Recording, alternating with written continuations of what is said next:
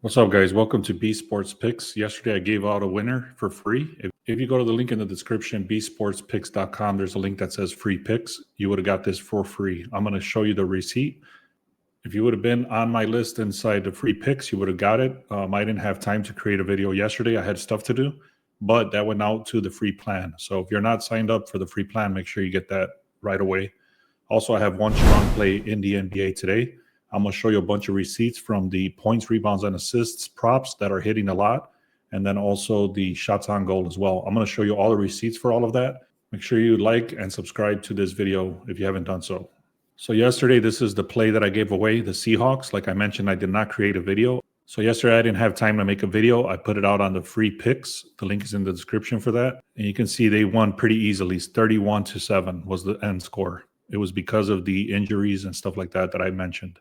Here's the points, rebounds, and assist props. You can see right there, Brandon Ingram, I had him to go over 24.5. He hit that just alone with the points, not even counting the rebounds and the assists. Luka as well, he hit that pretty much with the points and rebounds, and the assists also. He went way over that line as well. Then the shots on goal, I've been talking about them. You can see over here, this guy to get one shot on goal, one shot on goal, one shot on goal. All of these got multiple shots on goal. Another points, rebounds, and assists. And then this one was a parlay for the under on the Broncos, and then the Rams at a -6.5. You can see they won by 24 right there. So overall, it was a decent day. It was not crazy. The thing was also that I had been talking about hedging. This is very, very important. So please pay attention here. I had the Lions throughout the entire week. I was parlaying the Lions with, for example, OKC. On a few plays throughout the week, I had used the Lions, and I kept saying, I'm going to hedge against the Lions. I'm going to hedge against the Lions. If you look at my previous videos, you'll see that I said that several times. So yesterday morning, this is very, very important.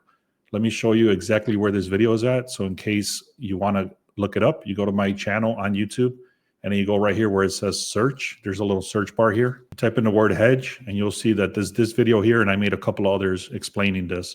However, this is very, very important that you understand this. And let me tell you why that was. So you can see here at the beginning of the day yesterday, I saw the Lions. And in that video, I say, don't get greedy. Even me, that I've been doing this for many years, I almost got greedy. I said, you know what? There ain't no way the damn Vikings are gonna win against the Lions.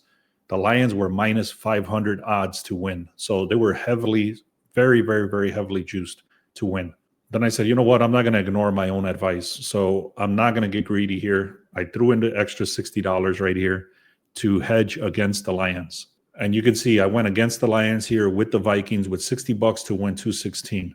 Sure enough, Vikings ended up dominating the entire game. A few fumbles, whatever. They ended up winning the game 27-24. You can see I made back $216. So what I did in the morning, I counted all my open bets with the Lions, and it was roughly 250. So then I said, you know what, let me throw in these extra 60 to cover myself just in case anything stupid happens. I'm covered. Sure enough, the Vikings win, and I'm covered. So all I really lost was $60 instead of $250. I hope that makes sense. So it could have been a horrible, horrible day for me because I had so many open parlay tickets with the Lions. Again, if you look through the videos, you'll see I've had maybe 5, 6, 7 plays that were open with the Lions as the last leg, and I hedged against them to cover myself. Now, if the Lions would have won, I would have had an amazing day because, again, you would have saw all the plays that I just showed you, all the prop plays, everything would have hit, including the Lions, and that would have all hit, and then I would have just deducted the $60 from the Vikings right here. But because the Lions lost, I broke even on those parlays, and all my other plays hit, and I only lost $60 with the Vikings that I put in here. So I hope that makes sense. If it doesn't make sense, make sure you understand what the hell I'm talking about. It's very important. It's very important. This is one of the main reasons that I became profitable in the NFL was doing hedging, just like I did here. If I had not started doing this, I don't think I would have been profitable in the NFL because of all the stupid stuff that happens in the NFL specifically.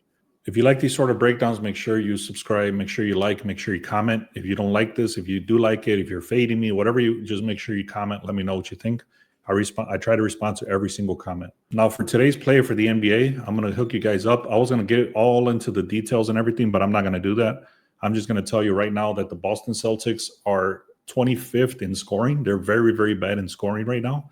Also, their 3 points, to make 3 points, they're one of the worst teams as well. So not only is their offense weak, their 3-point shooting is very weak, and they've been very strong in other years, but this year they're struggling to hit that three. Also, on the other side, you got the Utah Jazz. You got Markkanen, which is their highest scorer. He's out.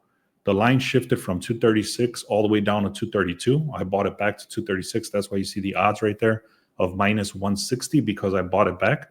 The line is all the way down to 232. So let me just explain very quickly again. Weak offense on Celtics. Then they got weak 3-point shooting. Plus, they got the number 3 defense going against a very weak Jazz team. Plus, Markkanen is their best shooter on the Jazz side going against the top, or he's missing, I should say. Plus, the rest of the team, Jazz, is going against the top defense in the Celtics, their top 3 defense. So weak offense, great defense, Markkanen missing, 3-point shooting missing. There's a lot of reasoning behind this, like I said. So I'm not going to get into all. I have a whole bunch of details that says that this play should hit easily, but that's all. I'll leave you with that. All right, guys. If you really appreciate that, again, please hit like, please hit subscribe. Let me know what you think in the comments. Also, click on free picks because sometimes if you would not be on my free picks, you would have missed yesterday's play, which was the Seahawks, and you saw there it was an easy win for us. So again, I don't always make a video. I don't always have time to make a video, but if you're on my free picks, link is in the description, then you'll get the free picks. Thank you so much. Let's have a great day.